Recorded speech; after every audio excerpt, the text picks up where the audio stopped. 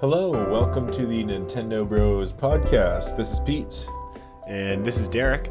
And we are two brothers. We talk about video games, and we have a lot to talk about this week, don't we, Derek? Yeah, there's a lot of interesting things to chat about. Yeah, it's funny. We call ourselves the Nintendo Bros podcast, but this week is going to be pretty Xbox, Microsoft centric for the most part. So put your Xbox hats on. Nintendo will be next time, I'm sure. But Nintendo will be next time. Xbox. Hopefully we'll have some juicy Nintendo news for our next episode. But we got some juicy Xbox news. Xbox had a Nintendo Direct, or aptly called an Xbox Bethesda Direct. I think it was called, right? Developer Showcase. I thought it, well, anyways, Darren, before I talk about it, I want to get your thoughts. What did you think about the presentation as a whole? I thought it was well designed. I didn't think like there was that much content, I guess. Like, I don't know, it was okay. Like, a lot of those games didn't do much for me.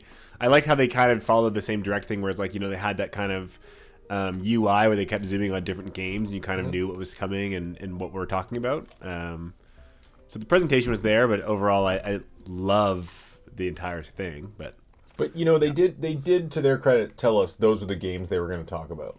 Totally. I wasn't going in. I wasn't disappointed at all in any way because I didn't have high expectations. I just know a good chunk of those games weren't my thing. But the games that I was interested in, I'm excited for, and I'd like to see more of. So.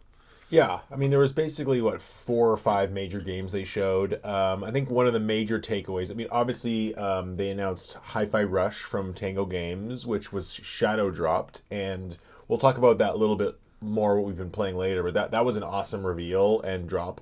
Redfall got a little bit of a demo and a release date of May 2nd, which was pretty much what expected. I expected in April, so it's a month later.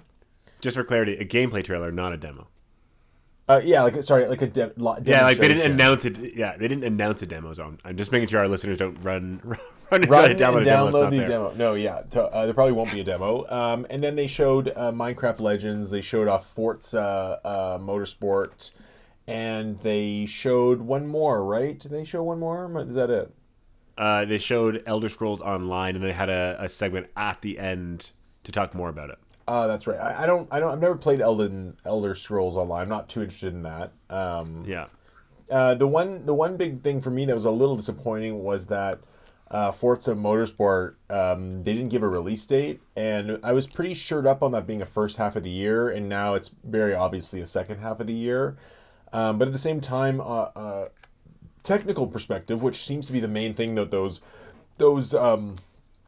sim racers are really going for, it honestly blew me away. Like, it looks technically amazing. And I mean, it's not the kind of game I'd buy or get too into, but I'm definitely going to download it and oogle at the ray traced 4K graphics for a while. I agree. I'll give it a go. You know, Game Pass, why not? I think we're very similar. We don't really play many sim racers. I loved Forza Horizon 5 from what I played of it. Mm-hmm. And I know this is quite different, but it looks visually awesome. It's kind of funny, you know, you talked about the release date probably not hitting that window. That's, you know, not the first game to miss this 12-month window that they kind of advertised at their last Xbox showcase, saying all these games are coming out by, you know, June 2023. What else has missed? Probably Hellblade 2, they probably announced. Starfield is not going to hit. Well, of course. Yeah, and who knows about? Oh, I just had a game that's in my tongue. Oh, like I don't know if what's that pirate game? Skull and Bones. Oh, yeah, I don't know if Sea of Thieves. Oh no, Sea of Thieves is already out. I just don't know if Skull and Bones was shown there, and I doubt it was. But anyways, delays. It doesn't bode well when their last showcase was all about all these games coming in the year, and now I feel like there's not many games coming this year in this. Yeah, I mean, it's weird because it's hard to judge because on one hand, they do have, Resident Evil 4 is coming, and Dead Space just came out, and Hi-Fi Rush just came out, so, and there's some third-party stuff here and there, Wo Long and games like that, and Atomic Heart, and there is really quite a lot of games coming out for Xbox. You're right, there are a lot of games coming out, and a lot of those games are on Game Pass, but not a lot of exclusive games. Yeah, I mean, truly yeah. not. And that's why I guess what prompted me my question this week was what are the top five Xbox Series X exclusives? And like you said, it was hard to come up with five, which was kind of sad.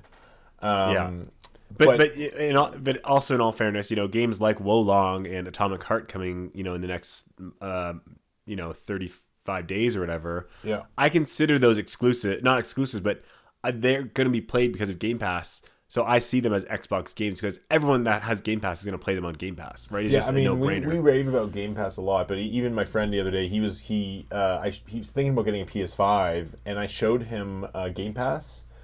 And like just through the game, through the like every game on Game Pass, and he just could he pretty much convinced him single handedly to get an Xbox just because he doesn't want to have to pay the price of all these games. He wants to be able to play a lot of these next gen games.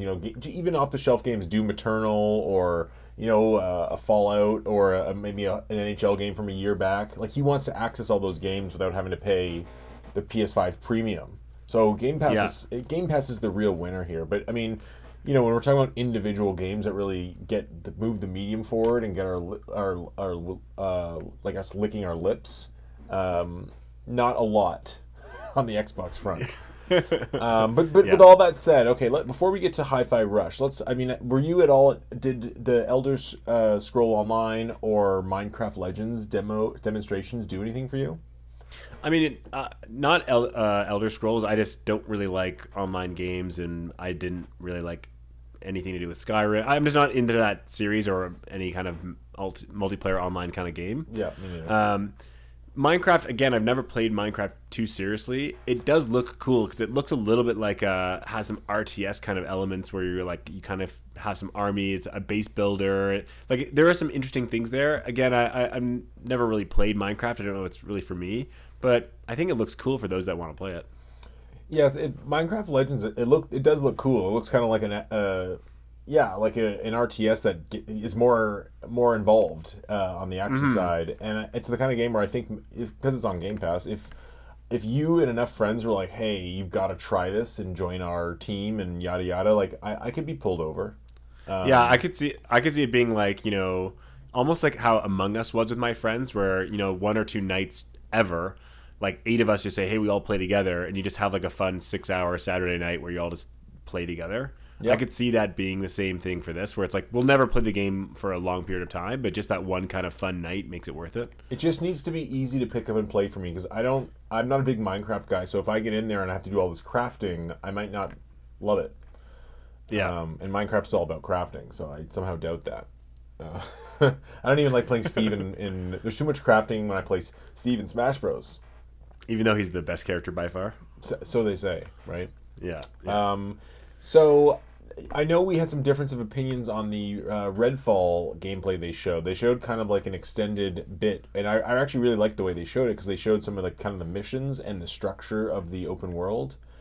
And I thought it looked awesome. I mean, graphically, it's not blowing me away. It kind of has a cartoony look, but I just think it's got a nice blend of, I don't know, like exploring plus good shooter gameplay, but enough of the kind of low ammo horror style. But it also has a little bit of that infusion of, I want to say, what's it called? What's that game that Blizzard makes? The shooter. Overwatch. It's got like an infusion of Overwatch. It feels like with some of the powers and multiplayer gameplay, where like we each have to use our different powers in different ways. But I thought it looked cool. I can't wait for it. But you thought it looked slow and boring, right? Yeah, like the graphics don't do much for me. I don't think it looks bad by any means. It kind of looks like exactly how I expect arcane games to look. I agree with you as far as like, the co-op sounds really fun, using your abilities and your allies can use them in kind of the free form of doing these missions and kind of, tackling together as a team, different characters, different upgrades. All that excites me. The actual like gunplay and movement looked slow. It doesn't look like you can run really quick or dash or jump or like, and even the gunplay, it doesn't look like it has recoil or you're shooting quickly. It doesn't look like the enemies respond to your shots very well. Like I just, when I heard that, the Doom team, I think it's ID Tech, was helping or giving advice on this, I expected it to be a step up from Deathloop.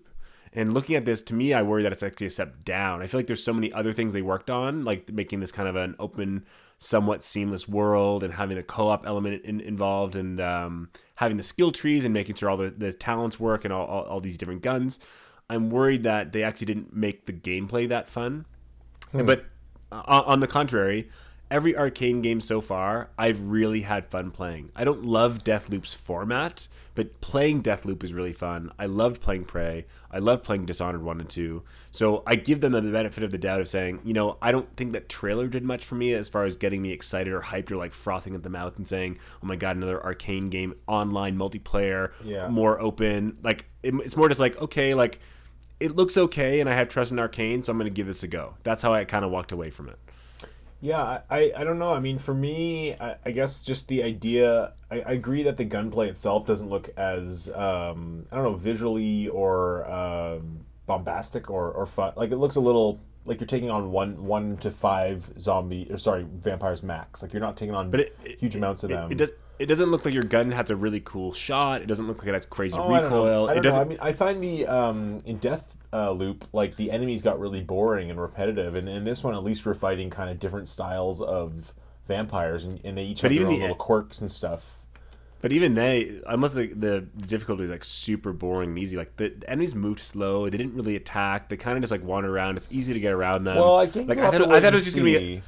I just thought it was gonna be more like Doom, where it's like, holy shit, like all these things are around me. This is crazy. This guy's shooting at me. Oh, I gotta jump over here. I think it's gonna be more like going into a building and being like, well, I have 11 gun bullets and I have 1 chance on my power up. Should I go in this building? Oh my God, I need ammo. Oh my God, there's 1 vampire. I'm using some of my shots. I need to rush now, run away, get some ammo. Like, I think it'll be a little more of the survival horror lacking in ammo stuff.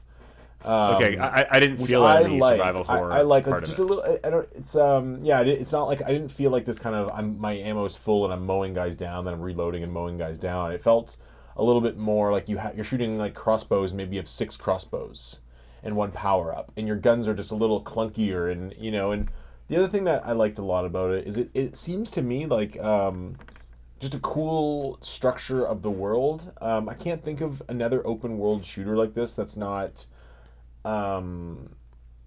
Like Fallout or Dead Island, like it doesn't seem, or Far Cry, yeah. But I just really like the setting that you can go anywhere, like that you can just go anywhere in this town, and I just love that there's a lot of going inside buildings where it seems like that's not a thing with last generation open world, and to be able to seamlessly like walk up Main Street, go in a building, and just kind of find this whole set of secrets within that building.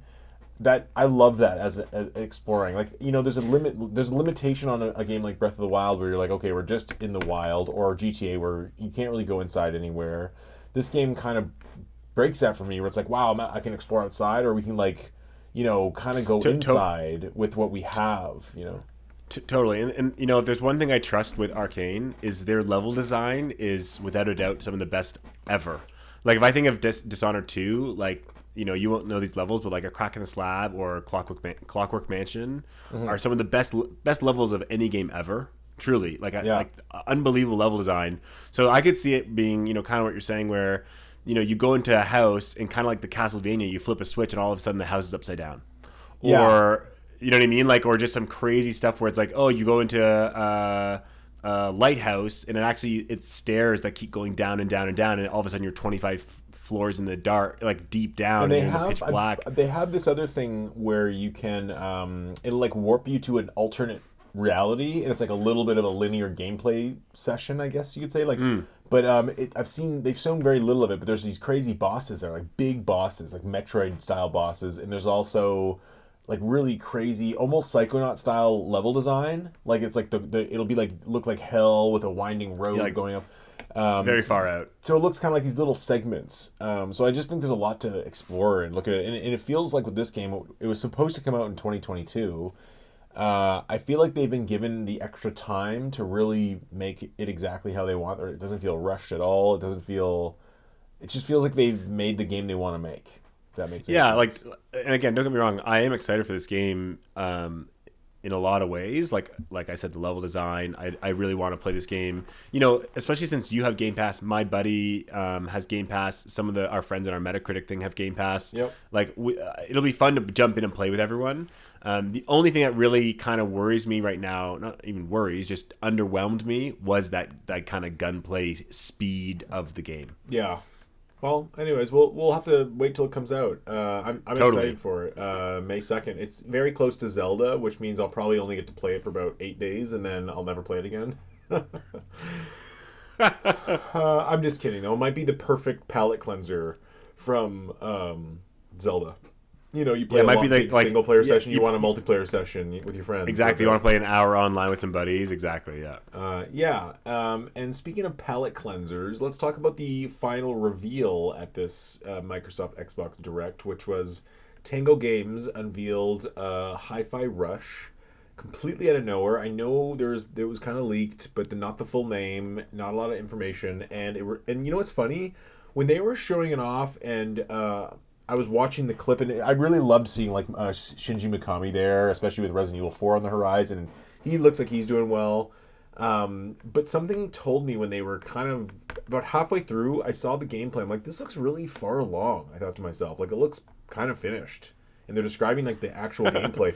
And I said, watch them shadow drop this. I actually said that. I'm like, watch them shadow drop this at the end. I just had this weird feeling. And at the time, I thought the game was going to be 2 hours long. You know what I mean? One little romp. You got a little very basic, simple, rhythmic action for a few bits, and then it's over. Yeah, like a Tango side filler game as they work on their big projects. Totally. Yeah. And then they're out of nowhere, they're it comes out now. I'm like, oh, cool. I'm looking forward to trying that. I still didn't really think much of it. And then when I tried it, because I tried it before you, I just thought it was freaking awesome. And I'm about 4 missions in it. It's a full game. It's got seems to have lots of unlockables and content and side characters. But anyways, Derek, where are you at in Hi-Fi Rush? And I know you're loving it too. Yeah, so it's funny when I saw the trailer. I didn't know anything about the leak. I knew that there was talk about a Tango Games being there, but I didn't know about the leak either. It was, I just heard about it after. Yeah. But so I saw it, and it's one of those games where at first I was like, oh, this is gonna be such a dud game, just because when you first see the art style for 3 seconds, you're like, oh man, this is so not what I wanted them to make. Yeah, I didn't know what to expect, but I really like cel shaded as an art style. So I was like, oh, this actually looks cool. I thought the humor was way funnier than I expected it to be, and kind of landed with my sense of humor. And I'm a huge music guy. I'm a huge kind of, I don't know how you describe these games, action RPGs or whatever. Character action games. Yeah, character action games. So to put that mixed with music, I was like, damn, this is so up my alley. To me, this hit every single box for me. And Tango is one of my, higher up studios as far as how I rank my studios. I put them near the top. Because you love Evil Within 1 and 2. I love Evil Within 1 and 2. I didn't play Ghostwire Tokyo, but yeah. You probably will get to play. Ghostwire Tokyo was expected to be at the showing. It'll probably come out for Xbox at some point this year. Yeah, I think they said in the summer or something. I will definitely give that a go. I don't know if it's for me, but I will give it a go. But yeah, so I was like, damn, this sounds awesome. Mm-hmm. And then, I didn't get a chance to download it. I was just playing Fire Emblem at the time. Mm-hmm. And then all these people on all these forums on Reset Era and stuff were saying, this game is fucking awesome. And then I asked you if you had played it, and you said, yeah, this is really, really cool. And I'm like, okay, I had to stop playing Fire Emblem and download this game. And I've only played the first level and maybe 5 minutes into the second. Oh, wow. You're way further behind than me even. Yeah. So I haven't even seen what the second level, the new stuff, what it throws at you or anything. But it's just the first level alone. I know this game's going to be awesome and right up my alley. And from everyone that I've seen write about it, they say every level amps it up more and more and more and gets more and more awesome.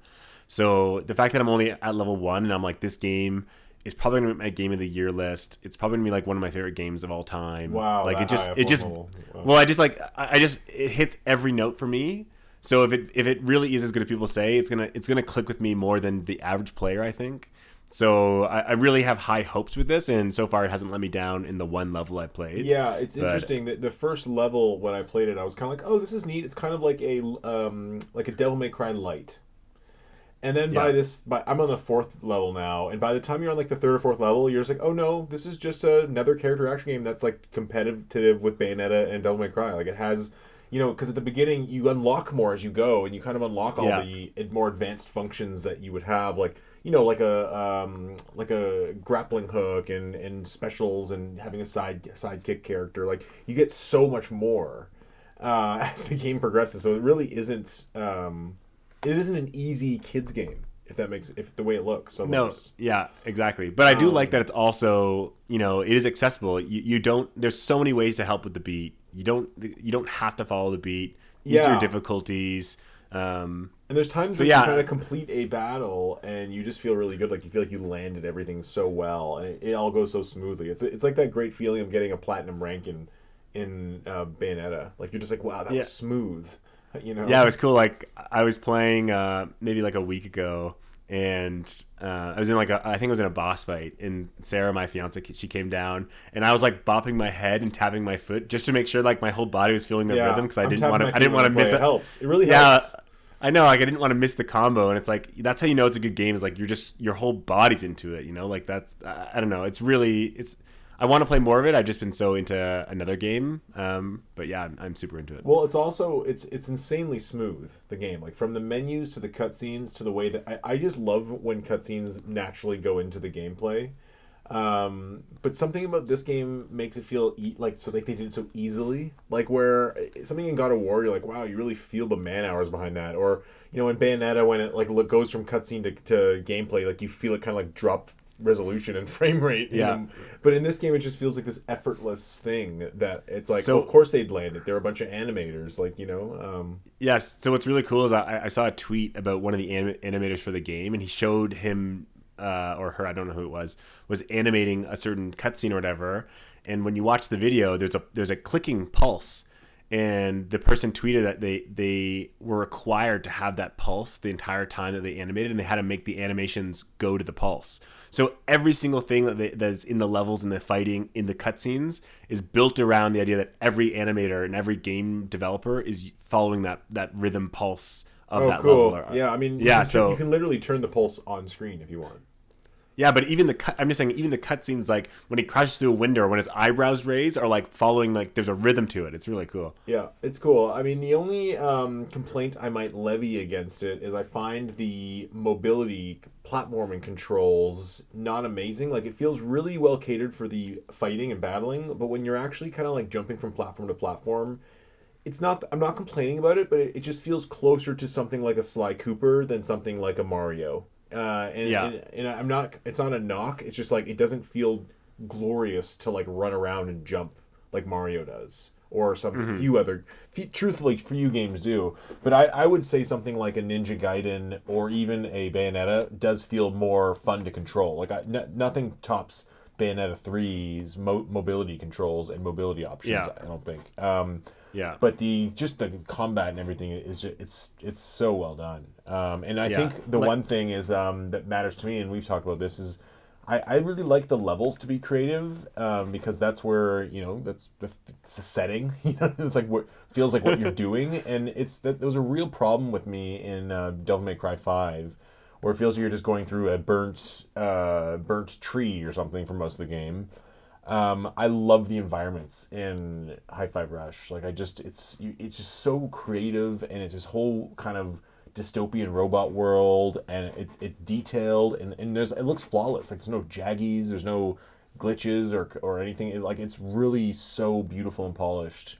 And even if the story isn't, my Saturday morning cartoon's not really for me, like it's really, really well done. Seriously well done. Yeah.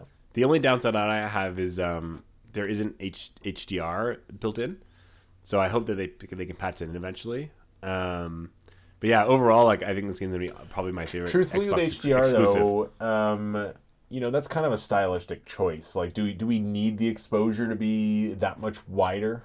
You know what I mean? Like, I don't know if I would always say that in HDR is inherently a flaw. Like, it's nice to have, but sometimes a game just might not need that visual style. You know what I mean? Yeah. Do you think this is gonna be your favorite Xbox exclusive so far? I don't want to say anything yet because I haven't beaten it, but I'll get back to you on that. I don't know. It's hard to say. Like it's weird because it's coming from a place of low expectation, where other games like Halo Infinite were coming from a place of such high expectation. But we'll see what ultimately I spend more time with because I still haven't. I mean, I don't know. We'll see how much time I end up sinking into Hi-Fi Rush. But I think in terms of being a complete package and being polished, probably Hi-Fi Rush is the best Xbox Series exclusive. Yeah. There's only a few of them because a lot of them are on Xbox One. To be honest, I think Hi-Fi Rush and Microsoft Flight Simulator are two of the only Xbox Series exclusive. So yeah, I was going to ask you. This game's not on Xbox One at all. I don't think so. I didn't know or check. So Maybe it is. I don't know, but it's definitely one of the major, really high caliber Xbox exclusives. If anything, it's up against Forza 5 and Halo Infinite. Are you playing with headphones? I just got gamer headphones. I think I told you I bought the Microsoft ones. Those suck, by the way. They were cutting out and crackling out every game. And apparently they just put really cheap Bluetooth components in it, and it just can't handle the 3D audio. So wow. I know I was like so disappointed. And the thing is, like, if I left it for a while and came back and tried it, it would work for like the first 30 minutes, and then it would like cut out and get worse and worse. And from what I could see online, it's just living in an area with a lot of digital interference, which I do because I live in a city and I have tons of wireless things everywhere. So I don't have an ideal environment for like crappy Wi-Fi. So I said screw it, and I went and bought some 360 surround sound headphones that were wired, no batteries. I got like 9mm, right? Yep. Or no, what is it? 3.5 millimeter. Earphone jack. And you put it in your controller. Plug it in the controller and it works perfectly. Yeah, that's what I do. And I'm probably going to use my Microsoft one for like, I don't know, when I'm at work or on my computer working. Mm-hmm. But yeah, it's great. So I'll have that, and it's just it's a really great. But I want to talk about the other game, Dead Space, because that's what I've really been using the headphones for. They've really blown me away. But before we get into what we've been playing, let's talk about the Xbox Series X. And I tasked you and myself to think what were the 5 games. Like, let's say Brandon, your friend, has a PS5, and you're trying to convince him to get an Xbox Series X, and money's not a problem for your friend, let's say. And they're saying, okay, well, I want to know what exclusive, juicy, lip-wetting games I would want for Xbox. Like, so what 5 games would you go for? I mean, honestly, as silly as it sounds, number 1 would be Hi-Fi Rush. I didn't rank mine, by the way. I just chose 5. I didn't rank them. Neither did I. I just that's the big one. Okay, well, Derek, can I give you my list, because I think our list might be identical. Okay, go for it. Okay, so my list of 5 is Hi-Fi Rush, Forza 5, Microsoft Flight Simulator, Halo Infinite, and then as the 5th game, I cheated. I put in brackets backwards compatible games, and I said all of Halos, all of Gears, all of Forzas. And then maybe the odd Quantum Breaker. But basically my 5th game was old games that are easily accessible. Those are my 5. So is there a 5th? The one game I would add, even though I hated this game, but a lot of people loved it and it reviewed well, is Pentiment. Oh, yeah. I don't... You're right. Did nothing for me, and I think it is an exclusive. I just don't know if I could convince... I mean, if I was going to convince the average person or talk about the top 5 exclusives... I don't know if I'd put like a visual novel with a hand-drawn style. So some games that I might throw up there before talking about... I mean, you said backwards compatibility. I was going to say like some of the Gears games, but I guess that includes... Like Gears 5 would be my 5th option, because Gears 5 on an Xbox Series X is just beautiful. Yeah, or even Ori and the Will of the Wisps. Like, I know it's on other systems, but it just... to play that. Oh yeah, you know what? I it's hard because that's on Switch, right? Yeah.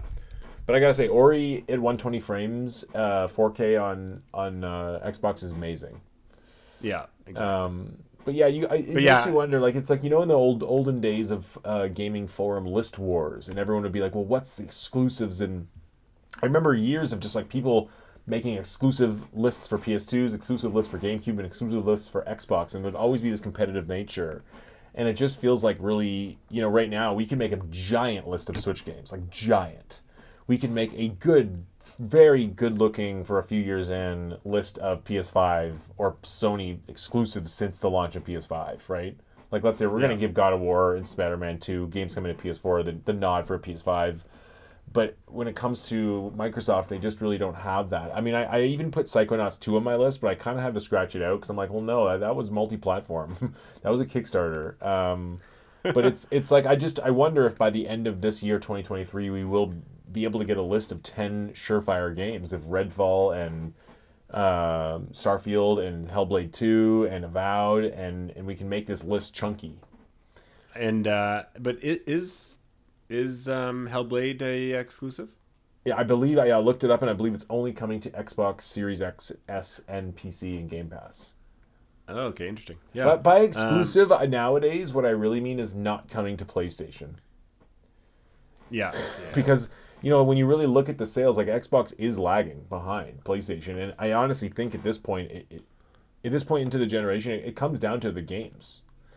Yeah, and you're getting to the point where even Sony games, you can get a lot of them on Steam now. So it's like, what really isn't exclusive anymore?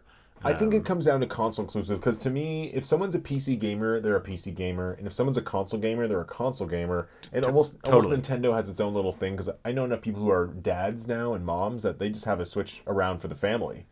So, but when it comes to that specific market of like bleeding edge console games for the console market, it really does come, like, if you were trying to convince someone to buy an Xbox and they were a PC gamer, they wouldn't care about an Xbox at all.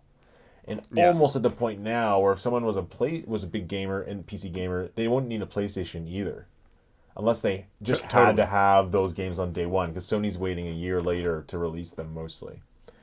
Mm-hmm. But I just wonder if in a year from now we'll finally have a reason to say, yeah, you really need an Xbox. Like, if you like. There's always every generation, especially during the PS3 even going back to the Xbox PlayStation 2 generation. PS2 was crushing the competition, except when Halo 2 came out. That 1 month, I believe Xbox did really, really well. I think it almost beat Sony that month. And then Nintendo only won when they had a big Zelda come out. But with 360, there was a very, when enough 360 games had come out, especially when the Gears of War and the Call of Duties and a lot of strong games on 360 were out, they really turned the tide on PS3, and Xbox 360 came to place to get those games. PlayStation 3 was to get to inferior ports and to get, like, Sony was lagging on those first-party releases.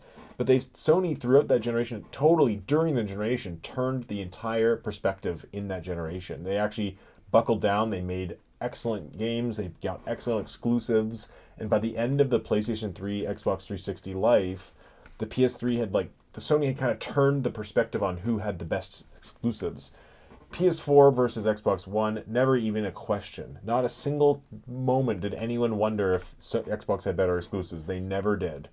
But on now that Xbox bought half the industry, and we're a couple years into this next generation, I am expecting there very much could be a moment in the next year or two where that whole Microsoft does change that conversation. You know what I mean? And makes people say, wow, Xbox is the place to get all these awesome games. Like Starfield is the game of the year, and Avowed is this awesome new game, and Bethesda's new shooter is turning heads, and Sony's games just don't land. And I don't know. What do you think? Yeah. Like I agree that there's a chance that this, Microsoft kind of has, especially if they get Activision Blizzard. But yeah, they have Bethesda games in the works. They have their own Microsoft game first party companies that are building games. I'm just waiting for the receipts. We have these gameplay trailers of some of them, or not gameplay trailers, just reveal trailers for some of them. But where are these games? Like, they can't all, like, none of them seem like they're coming out in 2023. We have Redfall, Forza, and then Starfield. Like, where are the other 35 games that are all these first party companies working on? So I hope you're right, and next year we get the renaissance of Xbox exclusives, and we get hit with all these games that we've heard about but want to see more of. Like, for example, like the Wolfenstein team, where is their next game? Like I think it's Indiana Jones or whatever they've rumored about, but like, where is that? Where is the next Doom? Where are these games now that they're bought by Microsoft? they haven't output anything. Well, I just So, think or at least we're in the time of 5-year development cycles, right? I know. So we'll see them eventually, but like it's just crazy that there. It just seems so scarce, knowing how many first party developers they have. And the other thing I wanted to say is, as much as I do care about all these exclusives to Xbox, and I think they will come, and I think I will enjoy them. The real star of Xbox's show or Microsoft's show is Game Pass. Yeah, for sure. As much as I want that, that brand new Doom game, what I actually like more is having Wolong free day one. Because I know I'm going to like Wolong. I like the developer. One of these days, there will be that number one big game. It'll be that Last of Us 2 or that Breath of the Wild or that GTA 5, and it'll be just on Game Pass. And they'll finally have their feather in the cap. I personally think Hi-Fi Rush might be that for me this year. Well, for you, clearly for you, but I just mean it's not. It won't. I think the only chances they have it is like landing a really great Halo or Gears again, or having a landing with Starfield or something we haven't heard, or Perfect Dark or something a property we don't know of yet. Yeah, like even Avowed, like who knows how that's going to land, right? It could be amazing. Just because in the past with like games like Halo 3 and Gears of War, the first one, like those were really mega exclusive games, and if they can get something like that on Game Pass, I think you will see a lot of people talking about Xbox. Yeah, but all I'm trying to say is, and I totally agree, and I think that's a valid point. I'm just saying, I don't totally care if Xbox never has a 95 rated reviewed game. Like, to me, the fact that they're getting so many 80s on free games, whether they make them or third party or whatever, they're getting Game Pass games day one free that are in that 80, 85 range. Great. Like, to me, that's their niche. Like, if that's the market, like, I have those single player 90 plus games for Sony that I can play in the third party cinematics, and I have those really fun games for Nintendo, but all the other games that I don't really want to spend money on and buy, but I want to play those good games, Xbox is the place to play them because for sure. I agree. I guess I'm just thinking more in terms of like for Microsoft, I'd love them to have a win, and they just haven't really had a big exclusive win in a decade. I know, right? I know, but I think it's a little silly because right now Hi-Fi Rush is what an 89 or 90 review score. It seems like it has a really positive word of mouth. Who knows how many? So it's like to be like, oh, it doesn't have those. Like, it literally just had one a week ago. Like, it doesn't have a 96 game, but those are pretty rare. And I don't know. I think I don't really need those. I think it'd be nice if they get there eventually. Like Sony in the last year had God of War getting 94, and they'll probably have Spider-Man in the upper echelons this year. I think it'd be awesome if Microsoft could get one of their franchises or teams to a place that they could make a game exclusive. I mean, they have so much money. They have so many studios now. You'd think with the amount of time they're giving these studios, one of them will turn out a really game changer, 90-plus Metacritic game. What they need, honestly, if you want the 90-plus, is they need a semi-open, semi-linear, third-party, cinematic action game. Like, they don't have that. Like, you know what I mean? Like God of War is that. The Last of Us is that. Even Spider-Man in some ways you're right. is that. You're right. It seems like Sony has a bit of a grip on those types of games, and Microsoft seems to be going towards the first-person shooters, right? Exactly. And I think, again, those games are great, but if they want to get those critically acclaimed games, first-person shooter never going to have that because you just don't have the same cinematic level and the same. Well, I think they could. I just think that it's a lot more competitive in the first-person shooter space, and where a third-person shooter can really show you like good animation and really cool stories and really get you like to know the character. A first-person game is a totally different space. And also, how many first-person shooter games do you know that don't have multiplayer online? Right? Like, think of how much resources and stuff goes to that. Where if you think of the single-player Sony games, they don't have multiplayer, but they're not first-person shooters. Like, first-person shooters are just synonymous now with having an online multiplayer component. So Microsoft has to put resources into making the online multiplayer if they're making a first-person shooter. That's how I see it in my mind. Where if they make a third-person game, they can kind of say, no, this is just a third-person awesome game. There's no online for this. Where if you did that for a first-person, people would be upset, I think. Yeah, I mean, we'll see. I mean, I actually hope that we get some more single. We are getting some single player first person shooters this year with Stalker and Atomic Heart and stuff. So maybe they'll have a renaissance on that with Indiana Jones and Bethesda, and I think Perfect Dark might be a first person, more stealth game. So I have my hopes high. It just seems like with Microsoft.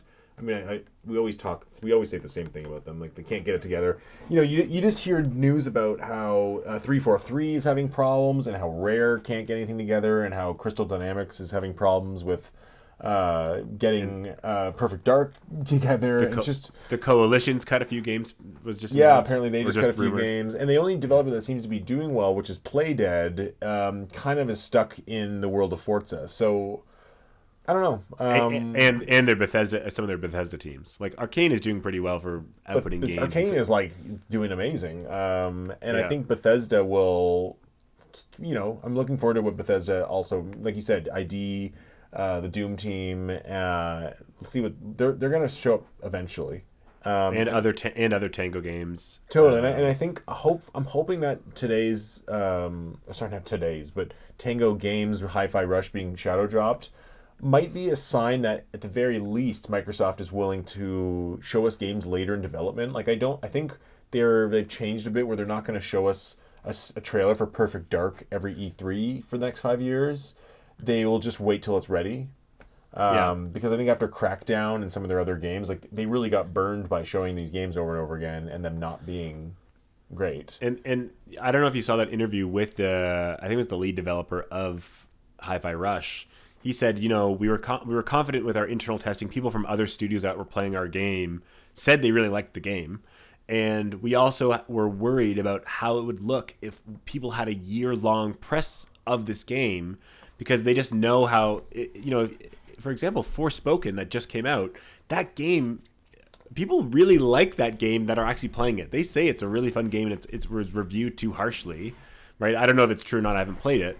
But that game got murdered in its press release, right? The moment it came out, people thought it didn't do well. They showed these trailers, didn't do well. The demo was in a bad time to release it. But people that have actually got the game and played through it said it's way better than it's reviewed, way more fun. But, I've seen some of the video reviews and stuff, and the flaws that reviewers have look pretty legitimate. The game looks pretty freaking boring. And they didn't give demos to reviewers, or sorry, they didn't give games to reviews. It's a lot more. I'm not disagreeing with the Forspoken choice. I do see your point, though. I'm just saying, as a developer, right? As a developer, if you have this game that's so off-brand for you guys, right? This game is weird. It's a rhythm game. It's an action game. It's a game made by a horror studio.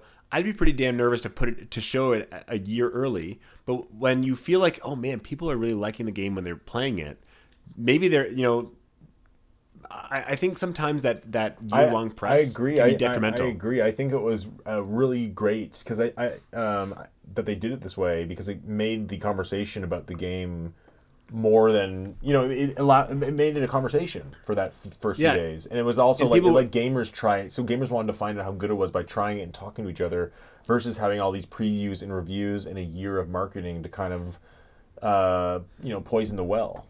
Imagine everyone nitpicking and critiquing the character dialogue of that first trailer of Hi-Fi Rush, or people question like, how is the gameplay going to be fun if the rhythm's all like this, and how is it going to be like this, and people just like down dogging it, right? I can tell you, if I saw that trailer 6 months ago, I probably would have been like, whatever.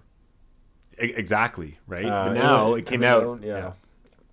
Anyways, it's just something to think about. And the other thing is, I still probably would have picked it up and liked it and saw the reviews, but I also wonder maybe it wouldn't have gotten such good reviews if it had a year and a half of announcement, trailers, and more trailers, wondering about the release date. You know what I mean? Like imagine Redfall was announced the other day too, for the first time. They're like, hey, we've got this multiplayer zombie game we're making, and the open world looks really cool, comes out in May. I think the conversation would be a lot different than it is now, where it's like, hey, remember you showed us this 2 years ago with nothing, and then we waited till the next year where you said it was coming out, and then you delayed it, and then you finally showed a little bit. And, it's a cleaner way to do it. And then one thing that's nice about, because they had this Game Pass ecosystem, is they don't, I mean, obviously they want their games to be downloaded and played, but they don't really care about sales in the same way. Where it's like they gotta hype it because they want to sell 5 million that first Totally 2 months or pre-orders whatever. and all that. Yeah. Exactly. Where now it's kind of like, oh, like we could actually just tell people about this game 2 weeks in advance or 2 months in advance, and if it has good word of mouth and it's free, people will keep downloading and keep playing it over a long period of time. We're not worried about selling 5 million in the first month. So I think the Game Pass kind of lends itself to being able to not have these huge hype cycles because they don't really need to have those sales to justify it. It's just saying Game Pass is getting better and better. Totally. And you know what? I think it's really funny that, Sony had this exclusive Square Enix, RPG open world. They've been hyping it for so long.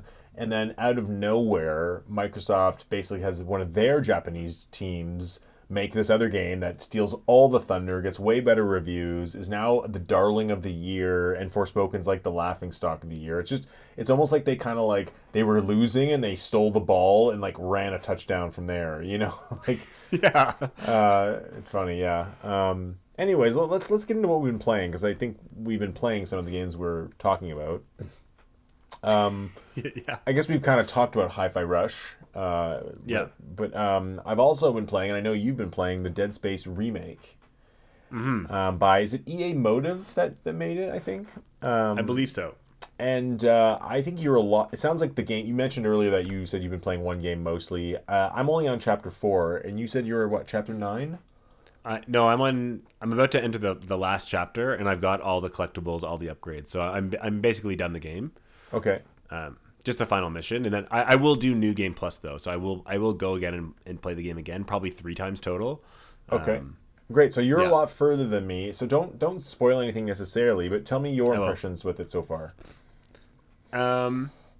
It's kind of funny. So like I really do like the game. It looks amazing. I do like the horror. I always liked Dead Space when I first played the original. The guns feel great. The enemies feel great. There's one enemy later on, scares the hell out of me. I don't really care so much about the story. I know it's kind of like, oh, there's evil zombies or whatever on the spaceship or whatever. That's all, as far as I know. I feel like it's less about the story and plot and more about the setting in the texture of the the audio logs and things on the wall. Totally. So it's a little bit more of a setting and a mood piece than it is a strictly plot. Totally.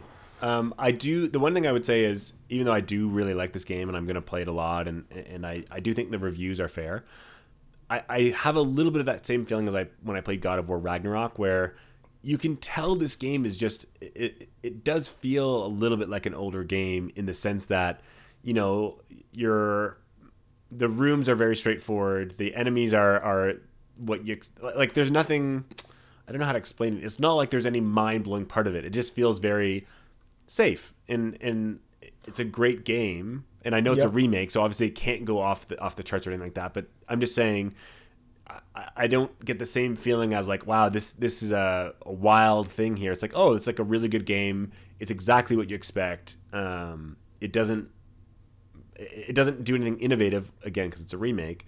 But it's kind of how I felt with God of War, where it's like, it's just a great shiny coat of paint, and amazingly well done and well crafted, but it's not a new piece of art. But God of War Ragnarok was your second game of the year, so I mean, and again, I loved comparing to that. It's a great thing.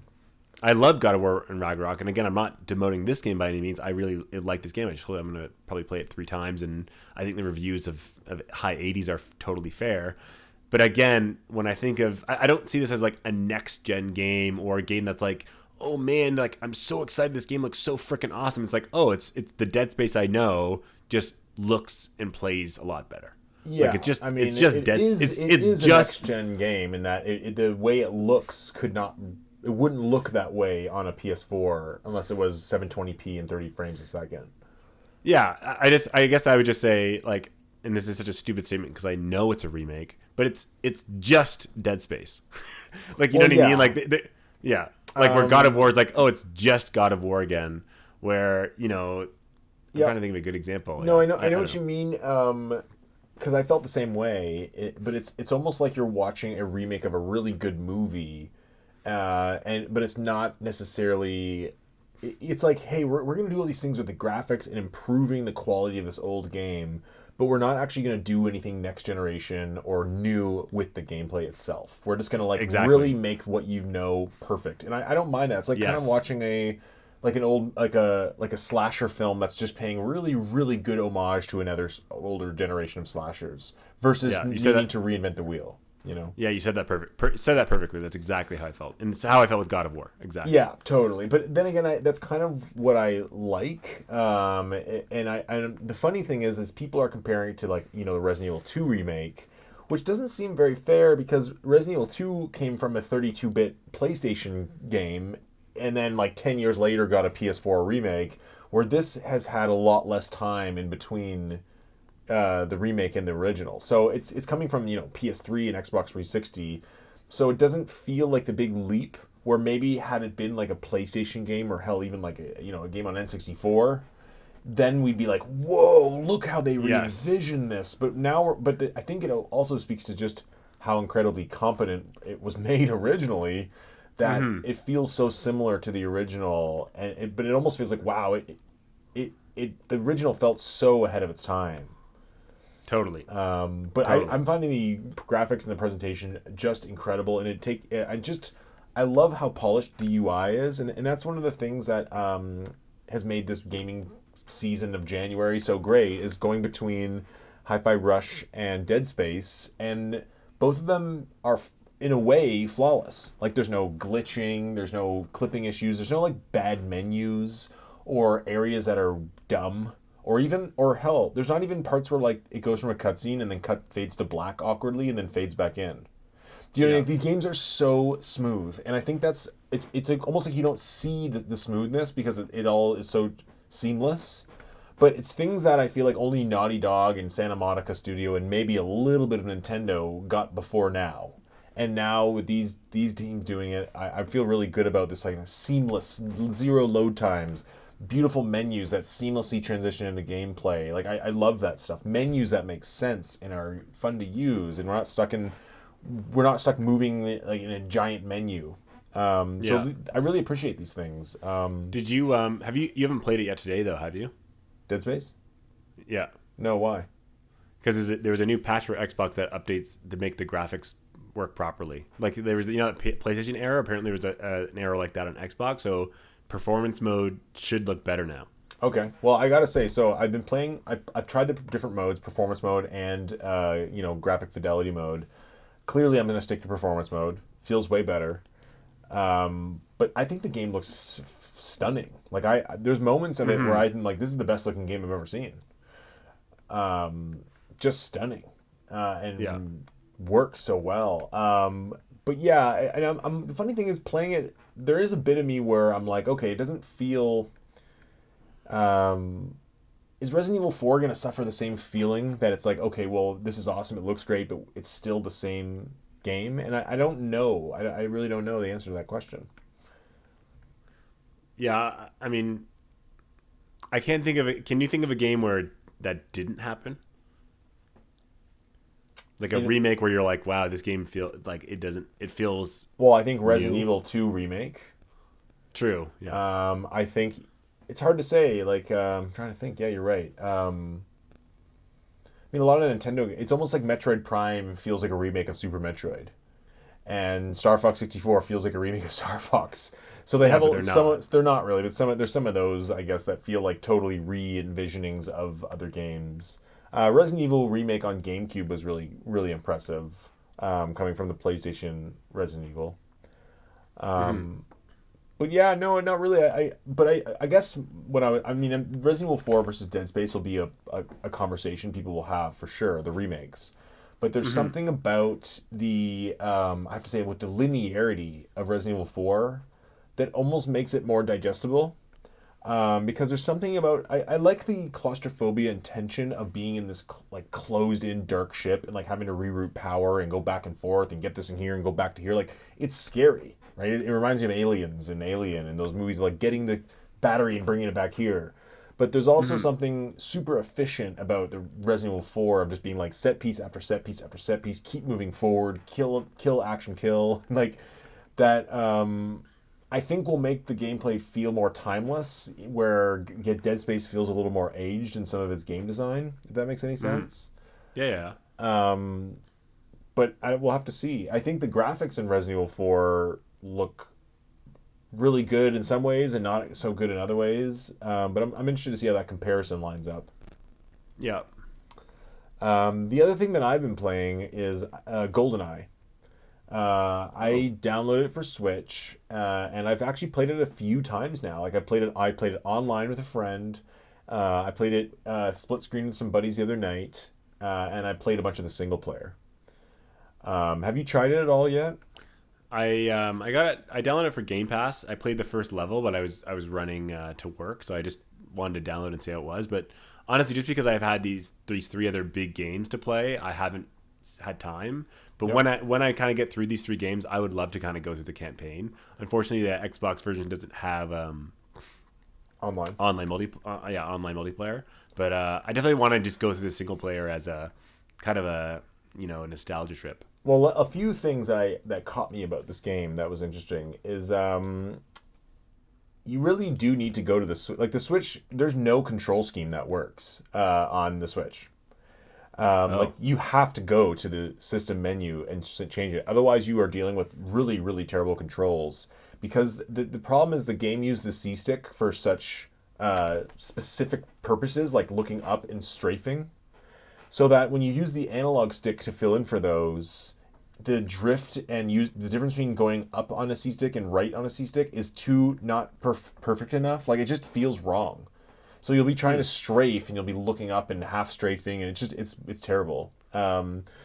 Because it treats going diagonal on the analog stick like you're pressing 2 C-stick buttons. So anyways, there's a way, if someone posted online, where if you go to the Switch menu, you can like change the buttons around and then load up one of the specific control styles, and then it immediately feels like you're playing modern games.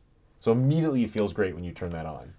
Oh, see, because I don't know if you tried the Game Pass version, but the moment you play, it feels like you're playing a I know modern they game. modernize controls, which I haven't tried the Game Pass version, but there's more problems than that. So the other problem is, okay, so you switch the controls. I've set up a new control method to switch my Pro controller, and I've called it Goldeneye. I've saved it. But when I want to play on the Joy-Cons, you have to set up an entirely new control scheme. And yes, you can swap the analog sticks, but you can't swap other buttons.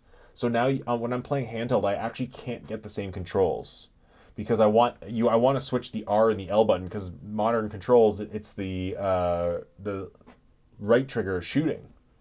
So it's like left trigger does aim, right trigger does shooting, and like you can't switch that because it treats the Joy-Cons as their own set of controls. And the other problem, the other major problem, and this was actually a problem on the original GoldenEye, was that if you set your profile, like when you load up a profile, you basically, as soon as you choose inverted or not inverted, it sticks to that way. It's default inverted, which is fine for me. But when you go to the multiplayer, every single person is default to that same control style. Now you can go in the multiplayer menu, you can go in and actually set your individual control styles if you like it differently, but nowhere can you set individually if you want it inverted or not. And when you go into the actual game, you pause it, there's no option to bring up your watch and go through the watch and change it. So basically, long story short, everyone has to play inverted or everyone has to play not inverted. And that's that's the same with playing online. So me and my friend were really excited. We played online, and it was like, this is horrible. We realized it's the only way to do it is that I did a round where I was not inverted, did not have fun. We did a round where he was inverted and not having fun, and it just like was not fun. Yeah. My other experience, I brought it to a friend's house, some of my older friends who grew up on GoldenEye. They were super stoked, and we played some 3-player GoldenEye. Luckily, one of them was inverted, so the third guy had no fun. And between me and him, he couldn't grasp the controls. He had too much of the old GoldenEye controls in his head. But all the shootouts just amounted to us circling around each other. And basically, we didn't play very long. And we basically kind of were like, wow, that was disappointing. So it's interesting that all these years later, the multiplayer is actually like extremely lame. But the single player holds up. And I really have enjoyed the single player mission so far because it's such a nostalgia trip to be taken back to that place and when this was so groundbreaking. And it's, to me, it was always the AI and just like the level designs and the missions and feeling so like James Bond. Like it's great. Like I'm really enjoying it. It's a really good. It's easy, much easier than I remember it because we're so used to shooters now. But yeah, it's awesome. It's really, and that's what I've been using Nintendo Switch Online for, is just to not to like sit there and beat the game and be like, oh, it's so great, but just as a pull it off the shelf, play a little bit, have a nostalgic feeling. It plays exactly the same as it used to play. Like even hearing the music on the intro, it's just like it's all nostalgia for me. So, are you gonna? I don't know if you have played this recently, or are you going to? After Goldeneye, are you gonna play Perfect Dark and just see how much it went through, how much better it is? Are they releasing Perfect Dark for Nintendo Switch Online? Did they announce that? I don't think they did. No, I just meant you can play it on Game Pass, no problem. So yeah, I'm pretty far. I beat it on through Rare Replay. I played it a lot. Okay. Perfect Dark's way better. But the thing is, there's something about playing it on the. I don't know what it's like on Game Pass. I haven't tried it. But playing on the Nintendo Switch Online really feels like you're playing on Nintendo 64. It doesn't feel like this kind of remaster in any way. Sure, it's sharper the way it should look on an HD TV or UHD TV, and also the frame rate, it like doesn't chug the way it used to under pressure, which is nice. But there's something like truly nostalgic about it, where like loading it up and playing it.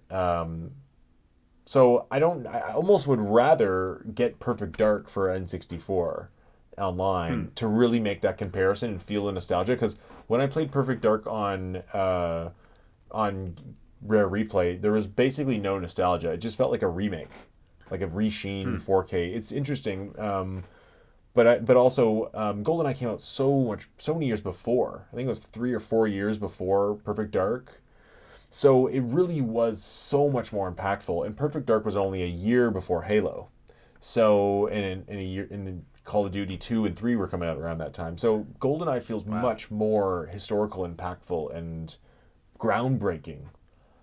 And just it's so cool. Like I remember being obsessive about like Nintendo Power magazines back then, and like seeing the pictures of GoldenEye and being like, oh my god, I can't believe you can just walk around in a full 3D space and shoot whoever you want, and shoot them anywhere in their body. And then it came out and it just delivered on that promise. Like it was so groundbreaking.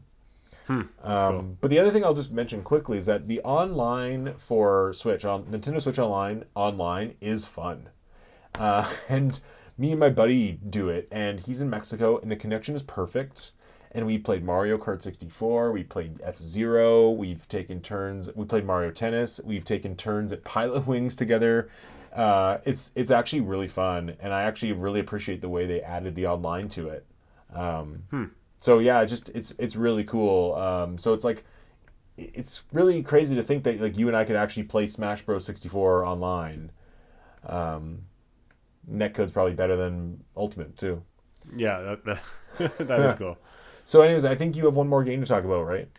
Yeah, so the one game that I was playing, and I will get back to it, I've just been busy with Dead Space and Hi-Fi Rush, is Fire Emblem Engage. So I got it when it came out. I knew going in that the story was going to be good. I don't really care about the story anyways. I like the art design of the characters. I'm more of the person that likes those zany character designs and more colorful palettes.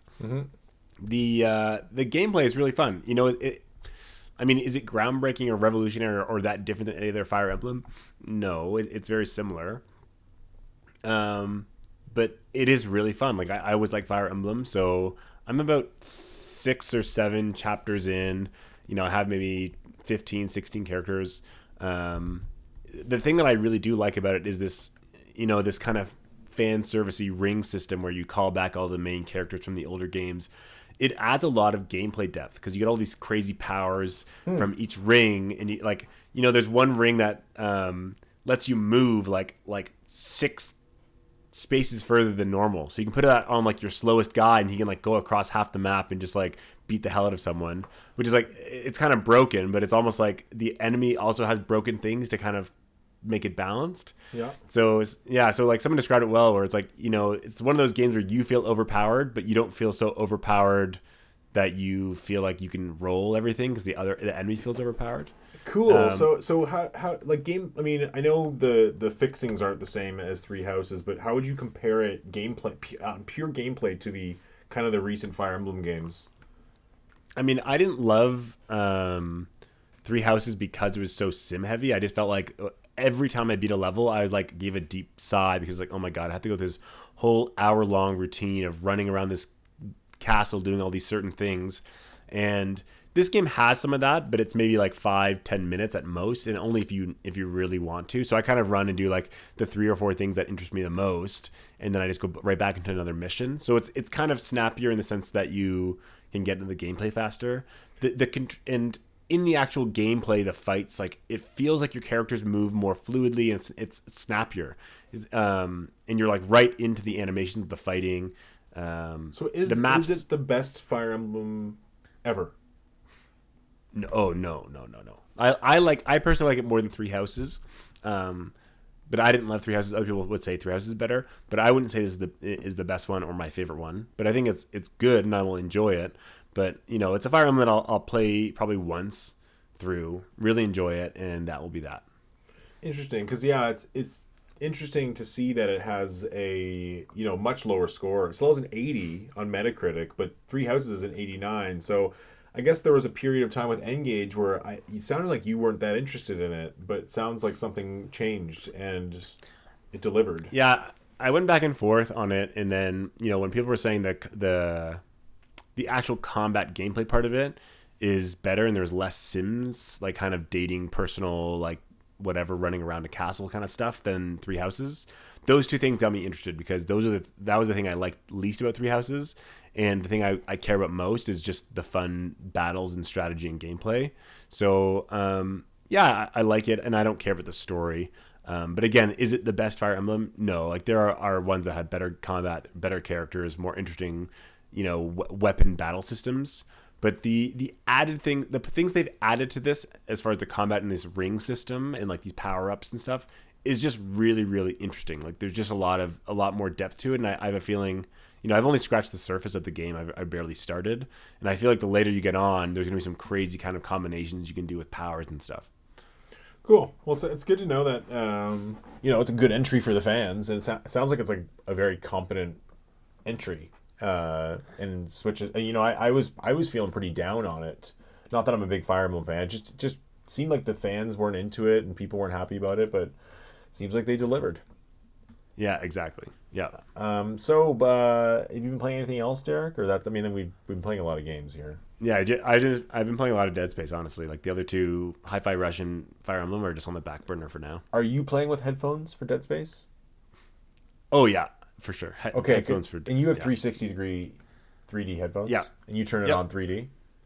Yeah. Oh yeah. Okay, because I gotta say, like, I don't usually game with headphones. I almost never have. And I don't have surround sound, and trying Dead Space with the 3D sound was like a transformative experience. Like, it was amazing. Like, I was just like, whoa, I almost need to do this always, and I don't think I'm going to get surround sound anymore. Like, I think the headphones kind of satisfy that better. Yeah, to me, the headphones make such a huge difference. Like, it's awesome. I didn't know that the 3D surround worked, though, with the 3.5 millimeter. I didn't know that either. I had to look it up. I was like, I don't understand how it can power it and it can run it through that. But it sounds not crazy data wise, if you know what I mean. I know. I thought you needed a USB to. I don't know. I didn't know. I didn't know that either. I'm kind of ignorant when it comes to sound, but yeah, I didn't know that either. But it works perfectly. It sounds amazing. And wow. Okay, before we go there. What's the next game you're going to get? What's on your horizon right now for gaming? So after these 3 games that I'm playing, well, if we're including Game Pass, the next game I'll be playing is Atomic Heart. I really want to give that game a go. It looks really cool to me. It might end up being a dud and I might pass, but I think it's going to do well enough that it's worth trying, especially on Game Pass. Yep. Sons of the Forest, I know it's coming out soon. I probably won't play that, but if a bunch of my friends do, I would. Mm-hmm. And the one that I really, really, really want to play is Octopath Traveler 2, but I think just because my budget is a little tight this upcoming few months, I just bought a house, so I think I'm gonna wait for that to see if it goes on sale down the road. So again, just because I have so many other games I'm playing right now, and I have such a backlog that I'll probably wait on Octopath Traveler. Everything they are saying about Octopath Traveler 2 makes it sound like everything the people who complain about the first one want. Like, it sounds really good. Like, they've really. I know listened. that's why I want it so bad. But I again, as a single player game, I already have a bunch of games I'm already playing. I don't need to play that urgently. Yeah. I will play that when I have a chance. Like, there are other games that I still want to get around to playing. So I will get that. I'm not going to probably get that day one. So those are kind of my games for February, and then March, obviously Resident Evil 4. Yeah, I mean, how about you? That's I'm similar. Like, I'm looking at Atomic Heart. I'll probably give it a try. I don't know. Something about it seems like it'll get boring or just annoying. Like, someone said the game looks like you're backpedaling the whole time. And that stuck out for me, that line. But it looks cool, so I'll definitely try that in February. And yeah, Resident Evil 4 really is the next thing I'm going to buy. But I might buy Inscription that just came out for Switch. You have never played? 100%. No, you'd always told me, and it just came out for Switch, so I figured I could find a sale or find it for cheap. And apparently the port's great. I don't think there's any reason why Switch isn't the console to play it on, right? I couldn't imagine the Switch having any difficulty running it. I think it would be totally fine. It's definitely worth playing. Such a good game. And it's not the kind of game where I'm going to get stuck and just never be able to beat a puzzle, right? No, it's like a card-based roguelite. But you have to beat it. Like, all I'm going to say, don't go in blind, but you have to beat it at least once. That's all I got to say. Okay. Don't give up. You got to beat it at least once. Okay. Yeah, note's taken. Yeah, I'll probably grab that soon. But I mean, I have a lot of gaming to play. I got a Hi-Fi Rush, Dead Space, Goldeneye. I'm eating, you know. Yeah, like that game. I just want to check. Like, I think Inscription made my game of the year list for the year it came out. I did. That's why I remember it. But I just saw that it's on Switch here, and it's got a really high scores. And I'm like, well, I don't even remember it coming to Switch. And it sounds like such a Switch game for me. Yeah, it was number 9 in my 2021 list. Yeah, it's real good. Sweet. Okay. Yep. Well, I think that concludes our chat this week, Derek. Yeah, that was a good one. Yeah, thanks for coming to the Nintendo Bros podcast. Yeah. This is Derek. See you later. This is Peter signing out.